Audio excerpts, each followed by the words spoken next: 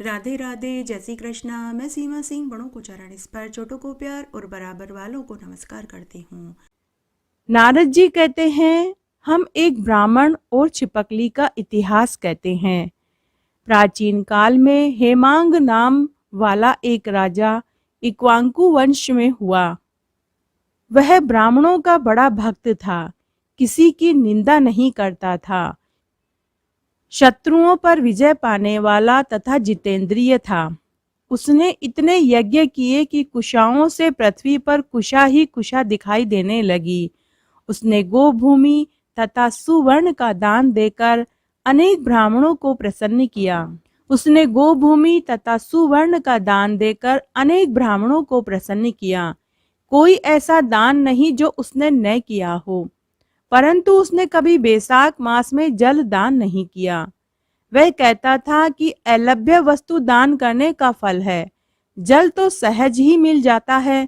अतः वह राजा लूले, लंगड़े, अंधे और जीविकाहीन ब्राह्मणों की सेवा करता था, किंतु वेद पाठी, तत्वज्ञानी, ब्रह्मवादियों की पूजा नहीं किया करता था।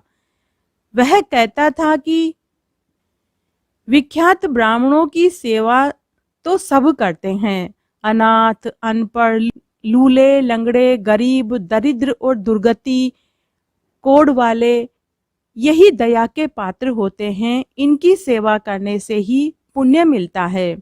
इस दोष के कारण 3 जन्म तक उसको चातक की योनि मिली। फिर एक जन्म में वह गिद्ध बना। फिर 7 जन्म तक कुत्ते की योनि मिली। फिर एक राजा के महल में छिपकली की योनि में उत्पन्न हुआ। इस प्रकार उस राजा को मिथिलापुर के राजा श्रुति कीर्ति के घर में छिपकली बनकर रहना पड़ा। इस प्रकार उस राजा को मिथिलापुर के राजा श्रुति कीर्ति के घर में छिपकली बनकर द्वार की चौखट पर कीड़ों का भक्षण करते हुए 87 वर्ष बीत गए। एक समय श्रुतदेव ऋषि भूखे प्यासे दोपहर के समय मार्ग में थके हुए मिथिलापति के घर आए। ऋषि को देख राजा ने खड़े होकर उनका स्वागत और सत्कार किया, मधुपर्क आदि करके उनका पूजन किया और उनके चरण धोकर उस पानी को अपने माथे पर छिड़का। देव योग से जल की एक बूंद छिपकली के ऊपर पड़ गई, जिससे उसको अनेक योनियों के जन्म का ज्ञान हो गया और वह हाय हाय कहकर कहने लगा कि हे ब्राह्मण देवता, मेरी रक्षा करो, मेरी रक्षा करो। छिपकली के ऐसे वचन सुनकर ब्राह्मण को बड़ा आश्चर्य हुआ और कहने लगा कि तू कौन है और क्यों इतना विलाप कर रहे हो? तुम अपना सारा दुख मुझे कहकर सुनाओ, शायद मैं तुम्हारा उद्धार कर सकूं। ऋषि के ऐसे वचन सुनकर वह छिपकली कहने लगी कि हे ब्राह्मण, मैं इक्वांकु कुल में उत्पन्न हुआ। मैं वेद शास्त्रों का ज्ञाता था। मैंने अनेक गौदान और यज्ञ किए, बहुत से कुएं, तालाब, बावड़ियां, अस्पताल और स्कूल बनवाए, अनेक दान किए, धर्म पूर्वक मैंने राज्य किया, तो भी मुझे न स्वर्ग मिला। 3 जन्म तक मैं चातक और 1 जन्म तक मैं गिद्ध रहा।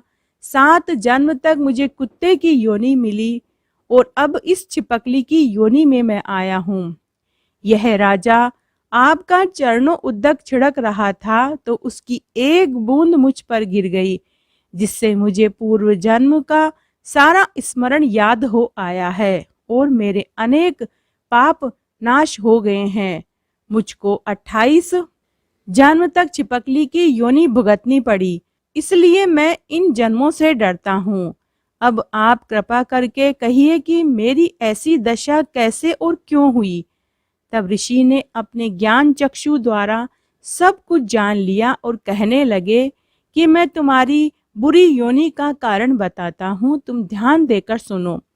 तुमने भगवान के प्यारे वैशाख मास में कभी जलदान नहीं किया।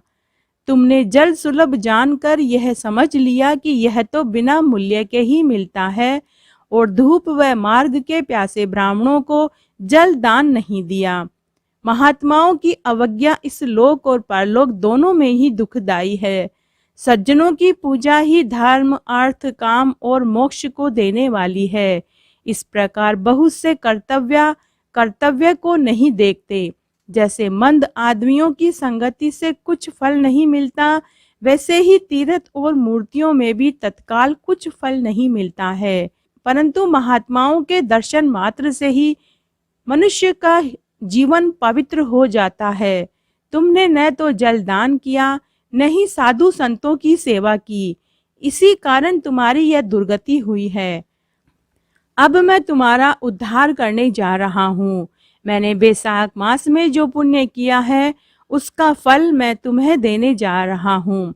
उस फल को देने से तुम्हें शांति मिलेगी और बैसाख मास का पुण्य देने से तुम्हारे भूत, भविष्य, वर्तमान तीनों कालों के कर्मों के संस्कार दूर हो जाएंगे।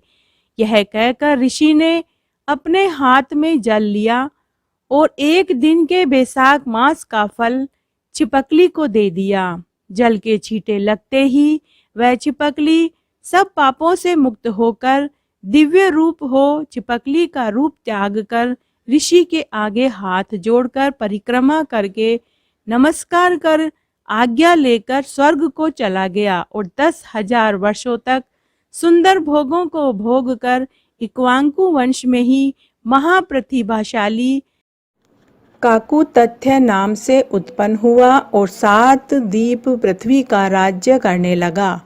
नारद जी कहने लगे कि मिथिलापुरी का राजा यह अद्भुत चरित्र देखकर ऋषि के आगे हाथ जोड़कर खड़ा हो गया और कहने लगा कि हे महात्मन, इस धर्म को विस्तार पूर्वक सुनने की मेरी इच्छा है, जिससे यह इक्ष्वाकु वंश का राजा मोक्ष को प्राप्त हुआ।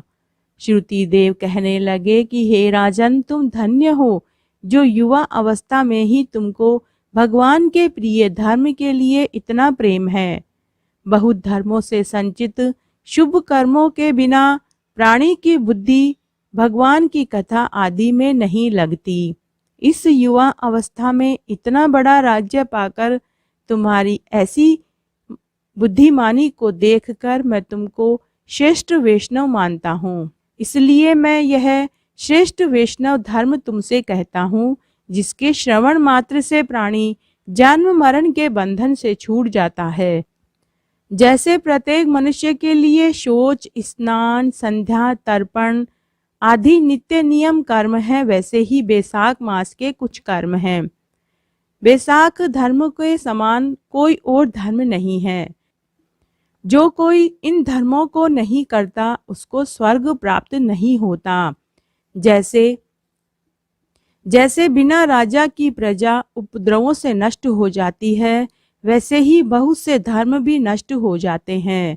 वैशाख मास के धर्म जैसे जल का घड़ा दान करना, प्याऊ लगवाना, मार्ग में छाया करना, पेड़ पौधे लगवाना, जूता, खड़ाऊ, चप्पल दान में देना, छतरी तथा हाथ का पंखा दान करना, श्रम को दूर करने वाले गो रस का दान करना, बावड़ी, कुआं, तालाब, धर्मशालाएं बनवाना, नारियल, ईख, कपूर, कस्तूरी दान करना, चंदन आदि सुगंधित द्रव्य, शैया, खाट, आम, दूसरे ऋतु फल, पुष्प, सायंकाल के समय शरबत, पूर्णिमा के दिन सब तरह के अन्न पान का दान करना, चैत्र की अमावस्या को करील का दान करना, सूर्य उदय से पहले प्रतिदिन स्नान करना, भगवान का पूजन करना, कथा सुनना और मार्ग के थके हुओं पर पंखे से हवा करना, यह सब कुछ इसके अंदर आता है।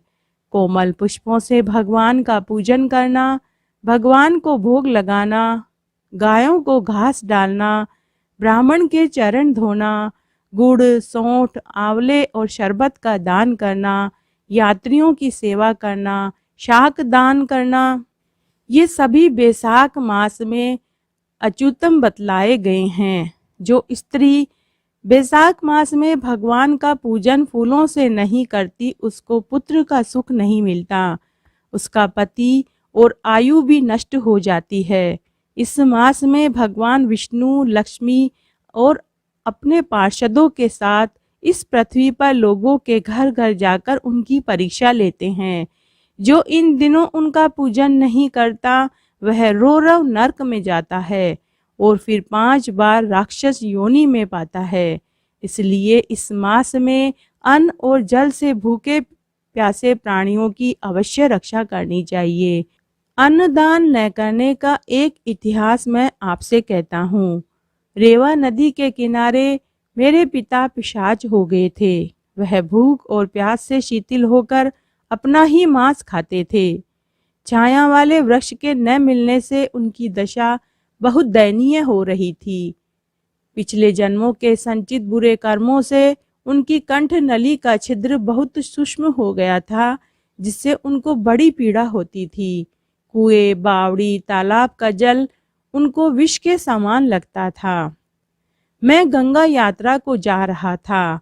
उस समय रेवा नदी के किनारे वहां पहुंचा तो मैंने ये अद्भुत दृश्य देखा कि हालमली के वृक्ष के नीचे बैठा हुआ एक पिशाच अपना ही मांस खा रहा है और प्यास के मारे उसकी हालत बहुत दयनीय है। वह मुझे देखते ही मारने के लिए दौड़ा, परंतु मेरे तेज के सामने वह हताश हो गया। मुझे उसके ऊपर दया आई। मैंने उससे कहा कि डरने का कोई कारण नहीं है। तुम कौन हो? अपना सारा वृतांत मुझसे कहो। मैं तुमको शीघ्र ही तुम्हें इस दुख से छुड़ा दूंगा। वह नहीं जानता था कि मैं उसका पुत्र हूँ। वह कहने लगा कि मैं आनर्त देश में भूराक्त नामक एक नगर था, उसमें मैं संस्कृत गोत्र में उत्पन्न हुआ और मैत्र मेरा नाम था। तप, दान और यज्ञ से मेरी बड़ी श्रद्धा थी। मैंने संपूर्ण विद्या पढ़ी और पढ़ाई करी, परंतु मैंने बैसाख मास में कभी अन्न दान नहीं किया। मेरे विचार से इसी कारण मुझको यह पिशाच योनि मिली है और कोई कारण मुझे दिखाई नहीं देता। मेरा पुत्र श्रुतदेव नामक बड़ा विद्वान और महात्मा और धर्मात्मा है। तुम उससे जाकर कहना कि तुम्हारे पिता वैशाख में दान न देने के कारण पिशाच योनि में पड़े हुए हैं और रेवा नदी के किनारे बैठे हुए अपना ही मांस खा रहे हैं। यह बात मैंने तुमसे कही है। यदि तुम मेरे पुत्र से जाकर कहोगे तो तुम्हारी बड़ी कृपा होगी। मैं अपने पिता की यह बात सुनकर दुख के कारण रोता हुआ उनके पैरों में पड़ गया और कहने लगा कि पिताजी, मैं ही आपका पुत्र हूँ। देवयोग से यहाँ मैं आया हुआ था। अब आप मुझको आज्ञा दीजिए, मैं वही कार्य करूँगा जिससे कि आपका यह दुख दूर हो जाए। तब वह बड़ी प्रसन्नता के साथ कहने लगे कि यात्रा करके शीघ्र घर जाओ और मेष संक्रांति में स्नान करके भगवान विष्णु के निमित्त अन्न का, अनादि और अन्य चीजों का दान किसी श्रेष्ठ ब्राह्मण को कर दो, जिससे सकुटुंब मेरी मुक्ति हो जाएगी। मैंने तीर्थ यात्रा करके घर आकर जैसे मेरे पिताजी ने मुझे कहा था मैंने वैसा ही किया। मैंने तीर्थ यात्रा करके घर आया और बैसाख के मास में अन्न दान किया। तब मेरे पिता पिशाच योनि से मुक्त होकर उन्होंने मुझे ढेरों आशीर्वाद देते हुए विमान में बैठकर बैकुंठ लोक को चले गए। सो हे राजन, मैंने तुमसे धर्म का यह सारभूत कहा। अब और तुम्हारी क्या सुनने की इच्छा है? इतनी सुनकर मिथिलेश ने पूछा कि हे ब्राह्मण, इक्वांकु वंश के राजा ने जल और अन्न का दान नहीं किया। इसी से वह चातक और चिपकली तथा साधु महात्माओं की सेवा न करने से गिद्ध योनि में आया। परंतु आपने बतलाया कि वह 7 जन्म तक कुत्ते की योनि में आया, सो इसका कारण मेरी समझ में नहीं आया। उसने संत महात्माओं को कष्ट नहीं दिया, नहीं वह कृपण था। उसने केवल संत महात्माओं की सेवा नहीं की, सो उसको फल नहीं मिला। उसने किसी को कष्ट भी नहीं दिया, सो बिना कारण ही उसको कुत्ते की योनि क्यों मिली? इसका मुझको बहुत संशय है। कृपा करके आप मेरी शंका का समाधान कीजिए। राजा के ऐसे प्रश्न को सुनकर महायशस्वी श्रुतिदेव ने कहा, तुमको धन्य है जो हे राजन तुमने ऐसा धार्मिक प्रश्न किया। सो मैं अब इसका समाधान बताता हूँ। यही वार्ता शिवजी ने कैलाश पर्वत पर श्री पार्वती जी से कही थी। सब लोकों की रचना कर उनकी परलोक और लोक दो प्रकार की स्थिति बनाई और इनकी स्थिति के निमित्त तीन तीन भेद बताए, जल सेवा, अन्न सेवा और औषधि सेवा। यह तीनों इस लोक की स्थिति के हेतु हैं तथा साधु सेवा, विष्णु सेवा और धर्म सेवा यह तीनों पारलौकिक स्थिति के हेतु हैं। जैसे ऐहिक कर्म से धन संपत्ति आदि प्राप्त हो सकते हैं, वैसे ही पारलौकिक क्रियाएं कभी कभी दुख का कारण भी हो जाती हैं। जैसे यहाँ एक पुराना इतिहास कहता हूँ। एक समय दक्ष प्रजापति महादेव जी को यज्ञ में बुलाने के लिए कैलाश में गए। तब उनको आया देखकर श्री महादेव जी खड़े नहीं हुए, क्योंकि शिवजी ने सोचा कि मैं सनातन हूँ और यह सब देवता यज्ञ का भाग लेने वाले सेवक के समान हैं। इसलिए स्वामी का सेवक के सामने आने पर, पति का पत्नी के आने पर, गुरु का शिष्य के आने पर उठना आवश्यक नहीं है। यही सब शास्त्रों का मत है। जिसमें बल, दान, तप और शांति अधिक रहती है वही गुरु है। जो स्वामी स्वयं अपने सेवकों के लिए उठते हैं, उनकी आयु, धन, यश तत्काल नष्ट हो जाते हैं। इसलिए यह मेरे प्रिय ससुर हैं, ऐसा विचार कर दक्ष प्रजापति की भलाई के लिए ही वे उठे नहीं। यह देखकर दक्ष प्रजापति को अत्यंत क्रोध आ गया और उनके सामने ही वो उनकी निंदा करने लगे कि देखो, इस दरिद्री को बड़ा ही अहंकारी हो गया है। इसका धन केवल एक बूढ़ा बैल, जिस पर केवल चर्म ही रह गया है, कपाल की हड्डी धारण करता है। पाखंडी, अहंकारी, महा अपवित्र, किसी का शुभ कार्य न करने वाला, दरिद्रता के मारे शीत से दुखित हाथी, चर्म को ओढ़ने वाला, शमशान जिसका घर है, सर्प जिसके आभूषण हैं, न इसमें धीरज है न ज्ञान, भस्मासुर से डर के मारे दूर भाग गया, भूत और प्रेत का संग करता है, इसके कुल का कुछ पता नहीं। दुरात्मा नारद ने वृथा ही इसकी बड़ाई करी, जिससे मैंने अपनी कन्या सती का विवाह इसके साथ कर दिया। इसको अपने घर में सुख से निवास करावे ऐसा भी नहीं हो सकता।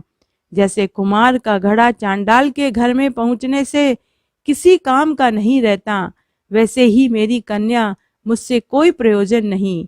इस प्रकार दक्ष प्रजापति शंकर और सती को यज्ञ का निमंत्रण न देकर और कुवाक्य कहकर चले गए और यज्ञ स्थान में ऋत्विक और मुनियों के साथ लेकर विधि पूर्वक यज्ञ करने लगे।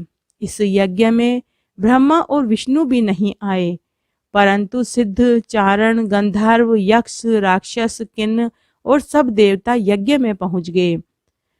सती को यह लालसा उत्पन्न हुई कि किसी प्रकार यज्ञ का उत्सव देखूं और अपने संबंधियों से मिलूं। महादेव जी के रोकने पर भी वे नहीं मानी और जाने का निश्चय कर लिया।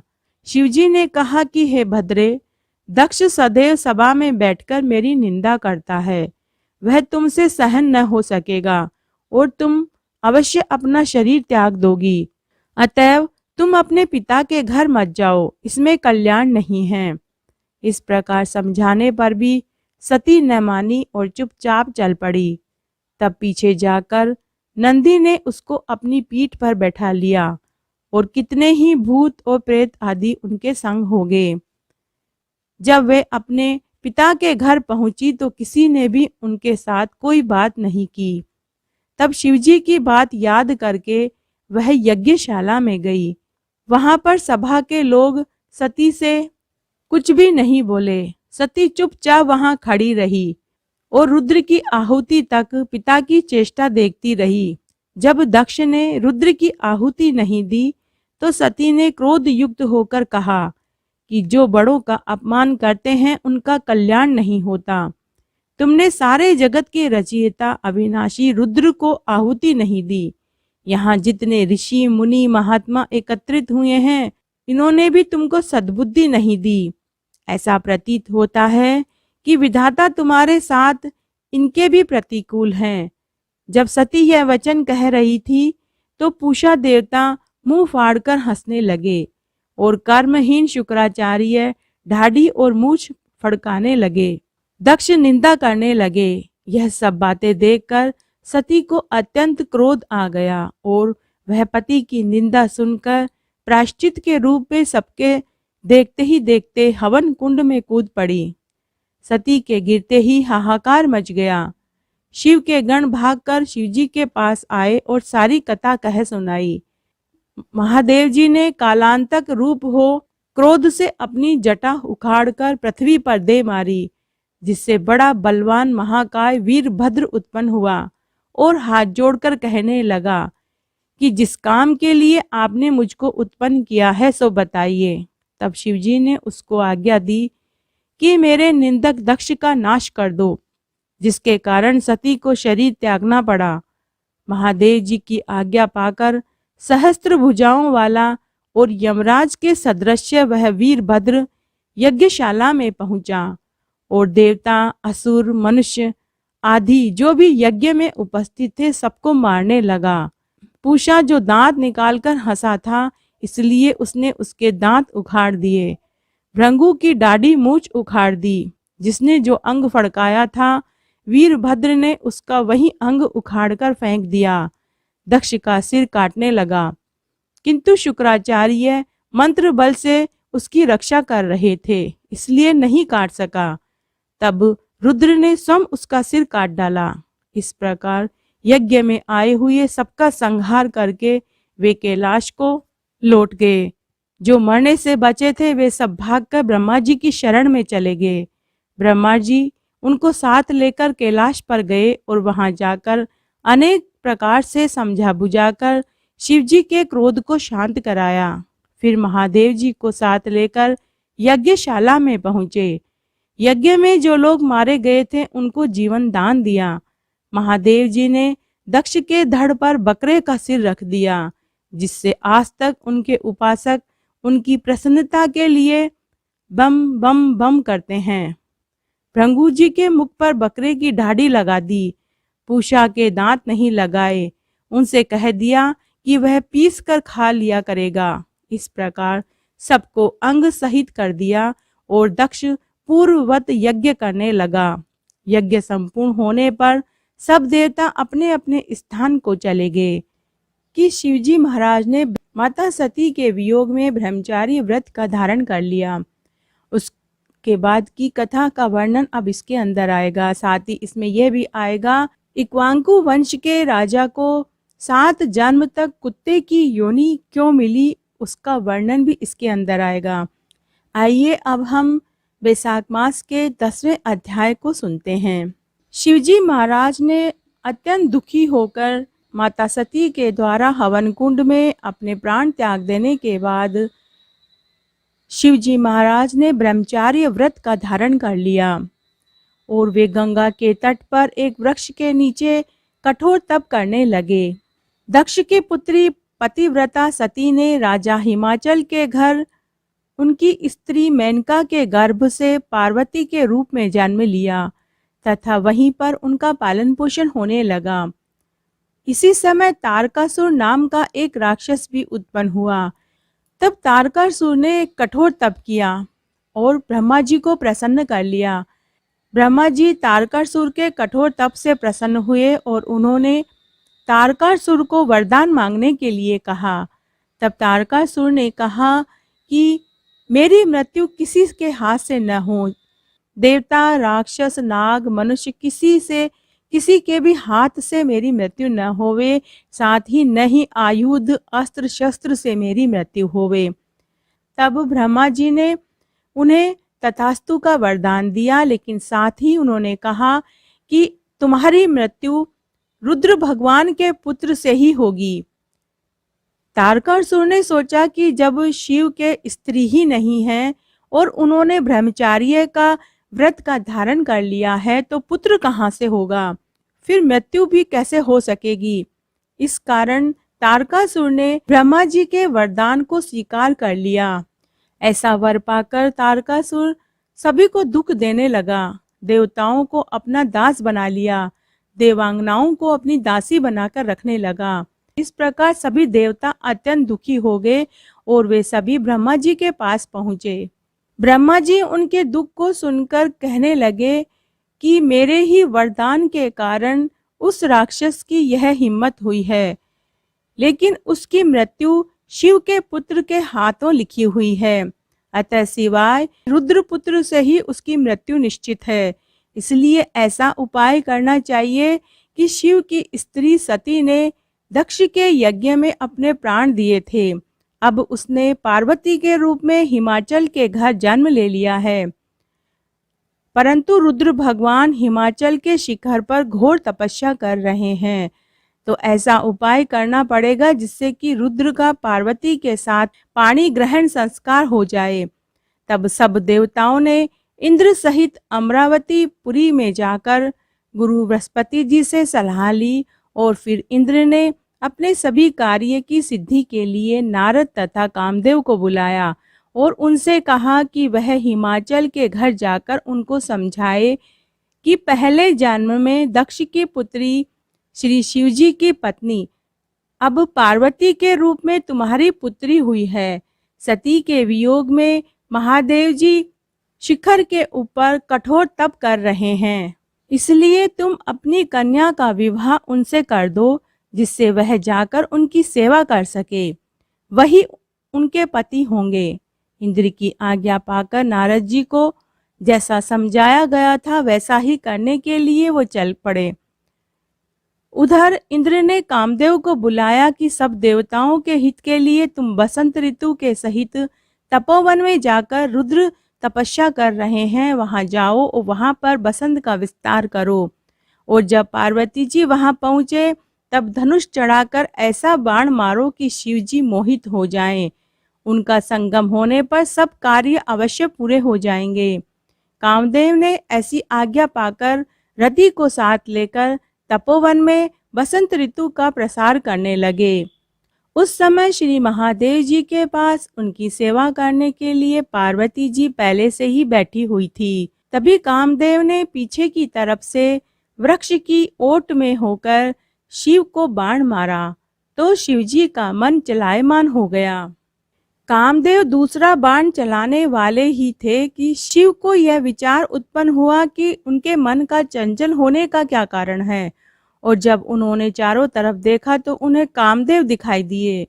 क्रोध से अपने मस्तक से उन्होंने तीसरा नेत्र खोला और उसमें से जो अग्नि उत्पन्न हुई जिससे सारा संसार भयभीत हो गया और उस अग्नि से धनुष सहित कामदेव भस्म हो गए। सब देवता अपने कार्य की सिद्धि समझकर इधर उधर हो गए तथा पार्वती जी भी एक ओर डर कर दूर खड़ी हो गई। तब स्त्री की निकटता दूर करने के लिए महादेव जी भी अंतर्ध्यान हो गए। हित की सिद्धि करने वाले देवताओं का कार्य सफल न हुआ, किंतु कार्य उल्टा हो गया। जो कोई साधुओं से दुष्टता करता है उसके साथ ऐसा ही होता है। इसी से इक्वांकु वंश का राजा भी साधुओं को अप्रिय कहता था, क्योंकि वह भली भांति साधुओं की सेवा उसने नहीं की, इसीलिए उसे 7 जन्मों तक कुत्ते की योनि मिली। इसीलिए उसने महान दुख भोगे और बुरी से बुरी योनि में उसने जन्म लिया। उसी प्रकार कामदेव ने शिवजी का अप्रिय किया, इसीलिए कामदेव को भी दुख उठाना पड़ा।